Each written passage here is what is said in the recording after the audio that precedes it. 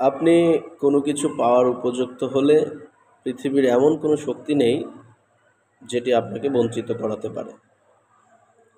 এই চমৎকার কথাটি স্বামী বিবেকানন্দ অনেক আগেই বলে গেছেন এবং প্রতিনিয়ত আমি এই কথাটা ধারণ করার চেষ্টা করি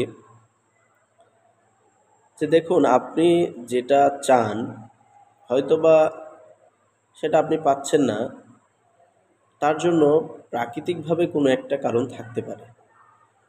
এই ধরুন, আপনি চাচ্ছেন আপনাকে সবাই অনার করুক, আপনি সবার কাছে প্রিয় আস্থাভাজন হয়ে উঠুন, কিন্তু হয়তোবা আপনার পাশের লোকজন আপনাকে সেই সুবিধাটুকু দিচ্ছে না।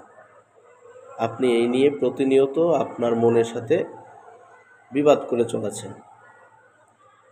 আমি যেটা বলতে চাই, এই যে চমৎকার একটি বাণী স্বামী বিবেকানন্দ বলেছেন, এই ধরনের কিছু বাণী যদি আপনি ধারণ করতে পারেন, দেখবেন আশেপাশের মানুষ এমনিতেই আপনাকে অনার করা শুরু করবে, আপনাকে সম্মান করা শুরু করবে।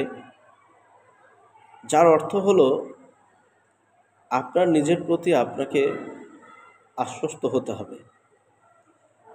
আপনি যদি একটু খেয়াল করে দেখুন, পৃথিবীর যে সকল যোগী কিংবা আধ্যাত্মিক মানুষবর্গ এখন পর্যন্ত পৃথিবীতে যাদের অস্তিত্ব পাওয়া গিয়েছে, তারা কিন্তু পরিতৃপ্ত।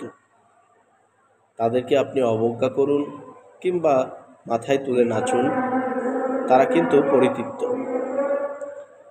আমি বলতে চাই যে প্রত্যেকটা মানুষকে বিশ্বাস করতে হবে যে প্রত্যেকটা মানুষের কিছু পাওয়ার জন্য নির্ধারিত কিছু প্রাকৃতিক সময় রয়েছে, যার বাইরে কিছু নয়।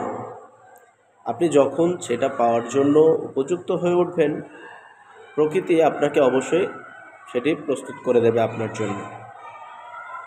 তো মহান বাক্যটি আমি আবার বলতে চাই, আপনি কোনো কিছু পাওয়ার উপযুক্ত হলে পৃথিবীর কোনো শক্তি নেই যা আপনাকে বঞ্চিত করাতে পারে। ধন্যবাদ।